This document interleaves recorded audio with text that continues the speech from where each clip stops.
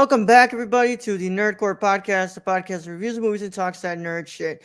This is episode 685, and it is your review of Tsai Ming-liang's Goodbye, Dragon Inn. As always, this is Rich Connor here to host the show, alongside my wonderful co-host, Brad Young Yoda. What's up, everybody? Welcome to a wonderful Friday evening. Friday evening, live and early, over on patreon.com/the Nerdcore at the $1 tier. You get this episode live, early, and ad-free for your wonderful listening and viewing pleasure before it drops on Saturday at 12 p.m. Central Time. This time it's usually on Thursdays, but today on Friday because my brother's birthday was yesterday, so we went and celebrated his birthday, and it was a lot of fun, and I made sure to do this today instead of yesterday. But before we can get into today's review, Brad, how are you doing today? Doing all right, Raul. Just chilled all day. Just chilling. Whew. Yeah. Resting. We be resting up in here. Yeah. I know, man. I know. I'm telling you, dude. What's it called? It is absolutely hot. So hot out here. It is. We've been in one of those heat emergency waves or every whatever the hell day. They call it. It is waking up and your phone says excessive heat warning. Yes, and air quality. What's it called? Alert. Okay. But don't have the air quality because I live in the middle of fucking nowhere. Don't have that. But the excessive heat warning I do have. And then when you see the excessive heat warning goes from 6 a.m. to 8 at night, you're like, that's fucking all day. Yeah. So it's like, hey man, as long as the sun is up, it's gonna be hot. It's gonna be hot. Like yeah. It's so hot, Brad. Thankfully I have no business being outside right now. So thankfully I was able to stay inside today. Except when I have to walk the dogs, of course. Honestly, bro, just this heat makes you feel so bad for the dogs. Like I'm like, why do you guys have to go outside? Like I wish you didn't have to go outside. Like it's so hot, your paws are hurting touching that floor. Like the only thing I have is my driveway's dirt. So my dogs don't have to worry about their feet getting too hot. So I'm lucky for that. Yeah. But over here, man, just straight up fucking concrete and cement, and it sucks for our furry friends. Yeah, I feel bad for the brothers and sisters and animals in Phoenix. That's for sure. Yeah. I like the fucking strays, bro. The strays out there. Oh my god. Yeah. But dude, yeah, it's hot. I haven't been able to watch much except for this movie, and of course the one we talked about on Monday, which great start to Yorgos Lanthimos. If you guys would watch it, just saying. Yeah. We're not doing good. We got like 2 views. Yeah. Y'all not interested in The Lobster? Like I've been interested in that movie since it came out, but just never watched it. Man, I don't know, bro. So, you see, like, I don't get it, bro. We talk about like the old films and like Charlie Chaplin, 40 views, 50 views. Talk about a 2015 film, and I was like, man, yeah. You lost. You know what, man? You lost, YouTube streamers. We're trying our best, and I'm sure that it'll show, right? We had a good run, and I mean, I'm sure it's gonna come back. I mean, they can have whatever opinion they want. We're still gonna do it. Oh yeah, well, I'm still gonna talk about. We love you all, but we're still talk about do the movies we want to talk about. Yeah, I ain't gonna change shit. Yeah, we're talking about the movie probably nobody's ever heard of. Yeah, but yeah. Other than that, Brett, how's your Friday been? Doing not too bad. I've been watching mostly Smosh. Other than that, I haven't really been doing that. I did watch The Acolyte, so okay. I need to watch that. I will save that for the Sunday review because I don't want to mention anything on that yet. Yeah. I wrapped up season 3 of Abbott Elementary. I finished that. Wonderful season. Loved it. Can't wait until they do a season 4. And just been watching Dragon Ball Super right now. Just doing that. But other than that, just did that, and I changed up a little bit of the setup, so I had to actually do my bed today because you can actually see it. You can actually see it. Yeah. I have to clean my room. Yeah. I was like, fuck. But other than that, I'm getting ready for my 24-hour stream since we actually hit 100 followers on Twitch over on my channel. So, yeah, Brad. This man drags me into everything. I never signed anything for this. Yep. As a good friend, as one of the best friends, I will be sitting there on stream with him. Basically, my eyes bleeding when it gets past to probably 4 hours. I'll be like, I need to go. Yeah. Hey man, as long as we don't have more than five what's it called subs, Brad. I'm If you want telling you. there to suffer, we need 5 subscribers each time, and I'll stay on Yeah. for an hour longer. Yeah. I Yeah. might Let's. be on for 2 hours. You don't know. You don't know Yeah. what the fuck I'll do. Yeah. We get more subscribers. I might stay there the whole goddamn time Yeah. and just bitch at Raul that I'm there for the whole goddamn time. All right, man. Well, Brad, I'm very interested to see what this review is going to look like. So let's go ahead and get this going. So if you've never seen, Raul's about to think Raul's like, Brad definitely fucking hated this fucking movie. Yeah, Brad. Without further ado, if you have not watched Goodbye Dragon Inn, you should probably get out of here if you care about spoilers. But if you don't care about spoilers or you've already seen the film, go ahead and stay. Either way, how it goes, this is your one and only spoiler warning, and it is in effect in a 5, 4, 3, 2, 1.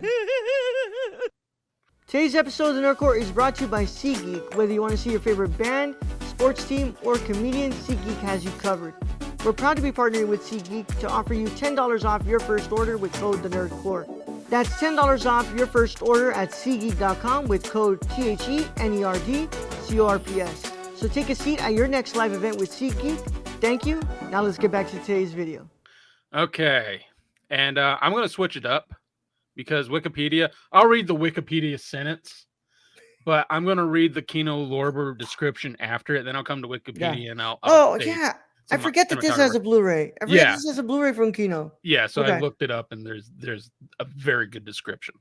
So from Wikipedia, the one sentence is Goodbye Dragon Inn is a 2003 Taiwanese comedy drama slow cinema film written and directed by Tsai Ming-liang. Is that Ming-liang? About a movie theater about to close down and its final screening of the 1967 wuxia film Dragon Inn. Right? Wuxia, we'll go with that. And then from Kino Lorber, which actually has a very good description. And by the way, the Blu-ray is on sale from $29.95 to $23.96 right now. But if it's on Barnes and Nobles, they're having a Kino 50% off sale right now. So you guys might want to check that out. Yeah. Okay. So the description coming from Kino Lorber, like the Royal Theater in the Last Picture Show and the title movie house in Cinema Paradiso, the Fu Ho is shutting down for good. The Fu Ho's valedictory screening is King Hu's 1967 wuxia epic Dragon Inn, playing to a motley smattering of spectators. The standard grievances persist. Patrons snack noisily and remove their shoes, treating this temple of cinema like their living room. The sense that movie-going as a communal experience is slipping away takes on a powerful and painful resonance. Yet Tsai Ming-liang's Goodbye Dragon Inn is too multifaceted to collapse into a simple Valentine to the age of pre-VOD. Is it pre-VOD or pre-VOD? I think it's pre-VOD. Pre-VOD, yeah. Video on demand. Yeah, cinephilia. A minimalist where King Hu was a maximalist, preferring long stacked shots and sparse use of dialogue, Tsai rises to the narrative challenges he sets for himself and offers the slyest, most delicate of character arcs. The manager, a woman with an iron brace on her leg, embarks on a torturous odyssey to deliver food to the projectionist, played by Li Kangsheng. By the time the possibility arises that the theater is haunted, we've already identified it as a space outside of time. In T2, stars of whose original opus, Miao Tian and Shi Chun, watch their younger selves with tears in their eyes, past and present, coming. Is that a word? I don't know if this is a word, but that's what it says. Harmoniously and poignantly. 4K restoration by Cinematheque, the Royal Film Archive of Belgium. And we'll go back to Wikipedia. So we got a second writer, Sung Si. They did the additional narrative. I was gonna say no way they did the fucking dialogue because there's like 5 lines in here. If that. Cinematography, Pen Jung Lao, and edited by Chen Xing Chang, and 81 minutes long. Box office, $1 million. Yeah. So it's Tsai Ming-liang, Brad. Tsai Mi Tsai Ming Tsai Liang. Ming Tsai Ming-liang. Tsai Ming Liang. Okay. Yeah, Liang. Yeah. Apologize Um, for that, but yeah. We my try our Taiwanese best. a That's little why I rusty. searched it up while you were reading that. Okay. So correct me if I'm wrong, Brad. We have only ever discussed one Taiwanese filmmaker on this podcast, and that is Edward Yang, right? I believe so. Yeah, And I've we have seen movies from other ones, but me personally, and for discussing this, I think it's mostly been Edward Yang. yes, because we have not covered his Edward Yang's what's it called, teacher, not teacher, I'm sorry, what's it called, counterpart, Hao Suxian, which I think Edward Yang might be one of the only directors where we've covered. We've actually yeah, talked about all his movies. yes, yes, which will have what's it called, what's it called, not retro rescreenings.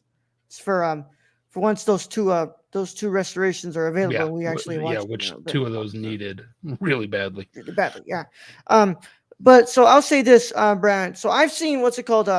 I've seen Millennium Mambo from House of Xian, which fantastic movie, incredible.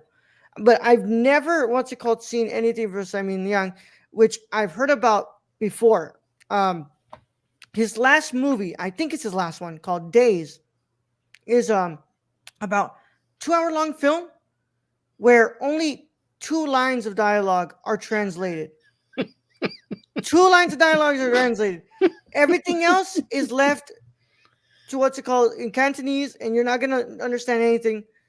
And it's intentional because you're not supposed to be paying attention to what the words are meaning. More so like the paying attention to the way that the body is moving, the way body language works and stuff. So obviously, when I read that, I figured out that Simon Leong was a way different filmmaker than I was used to. But I had never seen a movie from him. So I watched this, and I have to say, Brad, these are movies that I wish I didn't have to watch for reviews. Because when you watch these for reviews, you're kind of like, okay, like what's it called? Let me get through this quick so that way I can jot down in my head what I need to actually think about my criticism. So that way I can what's it called have it ready for when we do the show, and I can what's it called have a concise thought. I'm not really sitting there and digesting everything as it's happening. I'm more so just I'm spectating, I'm watching, and I'm looking out for the things that I need to look out for. Mm-hmm. With that said, though, I was like trapped, man. I've got to say I was in a trance by this movie. Um, like 5 lines of dialogue that you have there, but you don't even need them because you know exactly Well, what's going on. well, the first line of dialogue doesn't happen until like 45 minutes into the 45 movie. minutes into the movie. Like Yeah. the ones where people actually speak, not from the movie. The movie has lines of dialogue in it playing on the screen.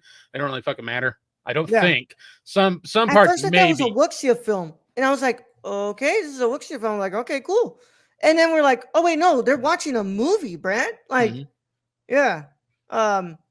So, but I had to say, like, I was very entranced or in a trance by this film. I was very much, very drawn to it.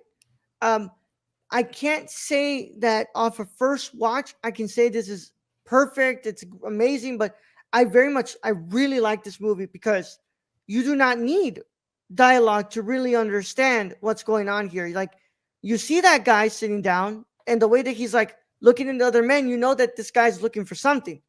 He wants to have an experience. And then the woman who's like, walking everywhere trying to turn in this like piece of bread, right? It's like a bread Mhm. or something. Yeah, And it's it's like like a bun, bun, yeah. It's like, steam it's bun. like either like, you think about it like, is it somebody who she's like, she is in love with that works there? Is it a son who works there? Is like, so, and it's like, it's kind of left to your mind to really like think about what's happening, but you know that like no line of dialogue will need to explain what the hell she's doing. She's frantically looking for somebody because they work there and she needs to give him this bun. And like I said, I really like this. I really like this movie, and it's like very single location. There's not much of going around other parts. Like it's pretty much just stuck in that theater and surrounding areas, and that's it. But Brad, what are your initial thoughts? I'm this movie. So I guess I should go into why I chose this. Yes, There's please. no, yeah. Raul is like, why did this man choose this? There's really no big mystery. I chose. Sometimes when I'm giving this request from Raul, we need 2 movies to choose for to fill up the month. I will choose a random date, and I will go, what's the best movies for those timelines? And I chose 2003 for some reason, and they were like, "This is one of the best movies." I watched the trailer. I was like, "Hey, looks interesting," and that is one thing I will agree with. It is very interesting to watch. It is very different from most movies, I would say. Yeah, I would put it into kind of, since we just covered the silent film era. There yeah, is a lot of there's music and there's a little bit of dialogue in this, but there's mostly it's what's on the screen you're focusing on, and a lot of that silent, you know, those silent movie years. That's what you had to focus on, was just what was on the screen, and a lot of that mm, time it was watching Charlie Chaplin do his act. In this, it's you focus on the building, and I mean, you focus on this movie theater, and you focus, there's people running around that, but the shots the shots that they seem to go on forever are of the hallways of they make this building seem huge. Like, these different shots set it up so you think this building's just huge, and there's just random people just walking around this building being like, are these patrons supposed to be like in the employee only areas, because they're with the fucking boxes, and like, and we're just watching this Japanese tourist at this theater. He's basically looking for a light for his cigarette and to get his back blown out. That's what he's looking for. yep. He's looking for a good time, and I Mhm. just, there's hilarious moments there in the bathroom, and I mean, and it's one of those things, like, you always like talk about it. You're like, these are the rules. When somebody's at the urinal, you don't go Yeah, right by them. And then we see literally guy at the urinal. He's right next to the guy. Another guy yeah, comes in. He's at the urinal. yeah, Guy leaves out of the stall, and then the stall locks itself, and you're like, yeah, okay. And then a guy comes in and takes his cigarettes out from in between all yeah, three of them at the urinal. And it has funny moments of that, and it's yeah. just like, yeah, Well, this is just life. and also, like, it's not lost to me that a lot of this movie is about, like, this movie theater, right? He went to go make this movie at this movie theater because this movie theater was actually going to run, like, in real life. This Closing movie theater down, was and actually he was trying to like, grab hold of that, I think. yeah, yeah. So you know, he does capture really well, because I'm sorry for y'all who are growing up right now in this modern time. Before, where there was, what's it called, no assigned seating. So when you would buy your ticket, there You, was no E4. There wasn't. You would go in, you pick your seat, and you made sure you stayed there. You made sure you grabbed your stuff before, and you went to the bathroom, because once you sit on that seat, that's your seat. yeah, But if you get up and you leave and that's you not come always your back seat. and someone's in there, it's like, well, there's no assigned seating. Then you at the front staring up like this with Yeah. your neck cranked. Yeah. So, back then we actually had to get to the movie early, because it meant that we would probably not be able to get a seat. So, like, on release night, what's it called? If you got there late, then you're probably going to have to be in the front row. But And I bring then that up, Brad, because now with assigned seating, right? People get to choose wherever they want, yeah, you've right? lost that. Yeah. And now But with a lot of the dine-in theaters, you're yeah, kind of huddled together in your own group. You're away from yeah. people. But the thing is that back then, you sat down and there was always somebody who wanted to, like, had all these seats that they Well, could right next choose to you. that are not assigned to anybody. And they decided, I'm going to sit next to him, Yeah, or the big tall guy who's like, I'm gonna sit in front of in you. front of you, Yeah, in front of you. it's like, And the awkwardness, of course, let's be real, that guy, what's it called, what's it called, he sits next to the guy, and in the other, the one who wants to have, like, wants to have a good time. He probably thinks that, like, oh, he wants something to do with me, but completely not what's happening. The guy just sat there because he was wanting to watch the movie. yeah. But you know it's just, I love that because it captures the awkwardness without it being, like, directly intentional, but it really, like, details it, like, you're just Well, like, you, oh my god, like, you I sat love it. next to. I love it because you got the shots of the theater itself, but he's also bringing it into that theater experience at that time. Yeah. And people don't understand this. You do have the loud eaters, like the sucking their teeth eaters. Yeah. You got the people putting their nasty ass feet on the Oh back my God. Yeah. right next to your head. It did happen. Like these are not Yeah.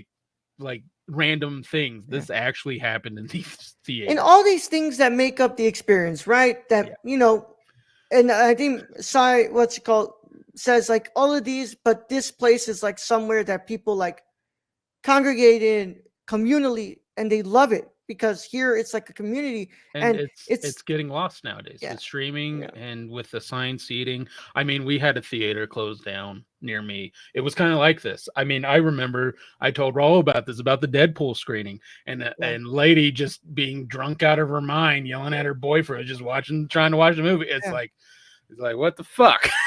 Yeah, and it also like it's also a reminder like these places are for people who are trying to escape their homes because like that guy, the gay guy, you know, back then, you couldn't just invite your guy over, especially if your parents are like super, what's it called, or your neighbors are nosy and they're gonna out you or something, right? Yeah, What you would do, you would go to the arcade and tell them like, oh, let's meet here at the arcade. Let's meet here at the movies. That's why we get the freaking corner seat so that way nobody can be there. So that way we can have a good time with each other. And it's very illegal, right? Public sex and all, but yeah, it's something that happens, and it happened a lot because the environment that wasn't accepting of this made that happen. It made people have to go behind people's backs to be able to get these experiences. And that's what that guy represents. It's like, hey, I'm not really here enough for the movie. I'm here because of the fact that this place was the only place that I could be me and I could be out and I could like have these experiences. yeah. Yeah. And I think that's what you see. You just see not only the building, you see the experiences for each of these Yeah. of what cinema means. And you Yeah. have the grandfather who was in the movie taking his grandson to see this movie Yeah. in this theater that is about to shut down, and this is Yeah. the last playing of the movies he's in. And Or the guy in front of us, when you get that reversal shot of him just crying, he's just like watching, he's crying. yeah, and he's just remembering because he was also in the movie. So he's Yeah. just remembering that time. Yeah. And Very meta. It's yeah. very meta in a way as well. Well, and if you think about it, we're watching people watching movies of the guys who starred in the movie that are in the theater. So Yeah. it is overly meta. Very overly meta. Now, I can't sit here and say that I like this more than Cinema Paradiso because it's not. No, No, I don't. I I don't don't. expect that from all. I don't think I like this more than Cinema Paradiso either. But I love they went in on it on an interesting route where there's little to no dialogue. Yeah. There's like none. And I was waiting for it. I'm like, it's been like 40 minutes. Is anybody going to talk in this film? Yeah. But without that, you kind of appreciate what's on screen. You appreciate those long shots. You appreciate that Yeah. framing, the lighting, the colors that you wouldn't expect in a rundown Yeah. Taiwanese movie theater. Yeah.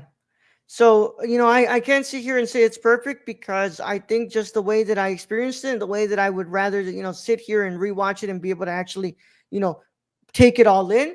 And if I had money, I would probably go and order this on Barnes and Nobles right now from the Kino store, but I don't. Um, but I got to say, my final verdict to me, Brad, I'm giving this a 9 out of 10. I think this is really good. I think it's masterfully shot and just for something that's called slow, it really doesn't feel slow. And to me, it's patient. It's patient. I It's mean, not slow. it, it, it held my attention. Yeah. I mean, am I going to say it held my attention the whole time? Not really. I think some of those long shots were pretty long, Yeah. but for the most part, this movie held my attention with no dialogue, Yeah. and that's applause to that. Also, that lady, she kept that movie theater clean.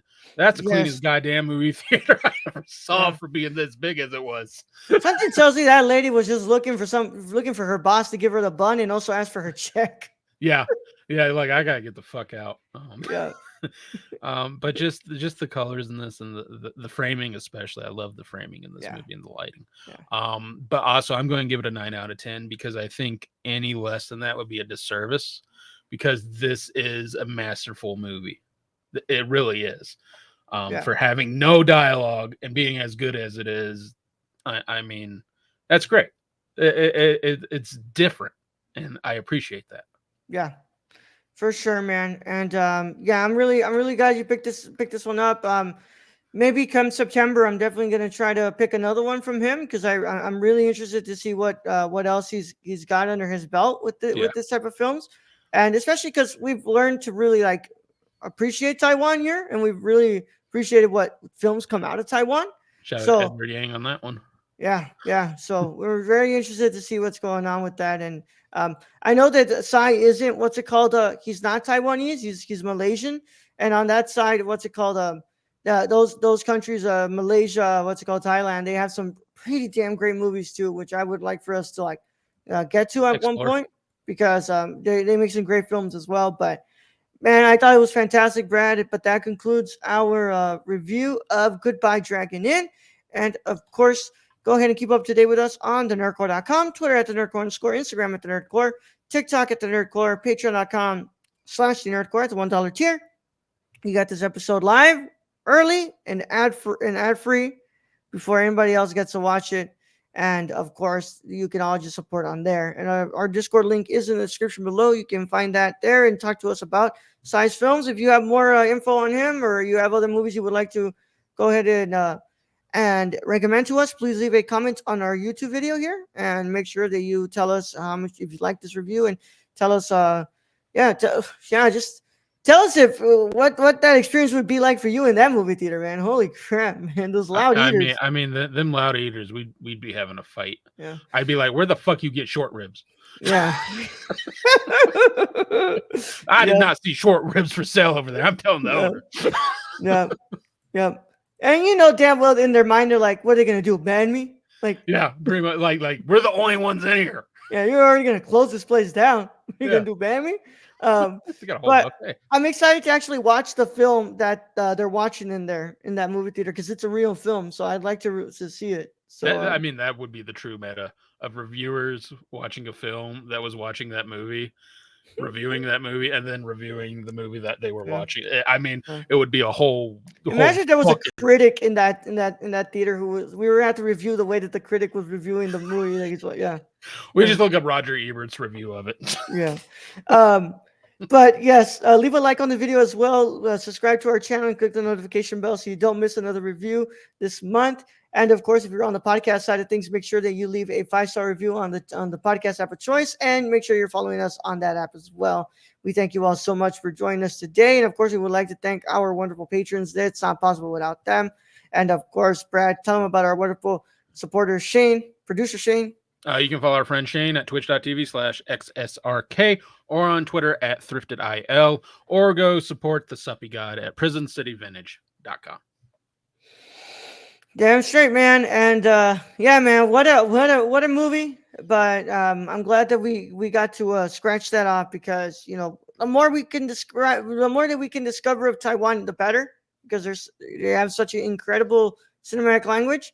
So I'm very excited to see what else we pick up from there. And I hope anybody who watches this review or starts it, go watch this movie. Yeah, please. Please. Yeah. Definitely going to try to get that Blu-ray once I get some money in here, but for now, that's all we got. I mean, that 4K is probably pretty beautiful. That restoration was great. It looks great. So yeah. I'm sure that Blu-ray looks fantastic. So with that said, guys, we'll catch you guys tomorrow for our Acolyte episode 1 and 2 review. But for now, we're going to get out of here. Brad, let's go ahead and send them out. All right, Raul. Thank you for being host as always. Thank you to anyone who joins us in the future. We appreciate it. Thank you to our listeners out there, our Patreon supporters. We appreciate each and every one of you. And to end this episode, all I have to say is if you hear moaning in the cinema, it's the ghosts. Young Yoda out.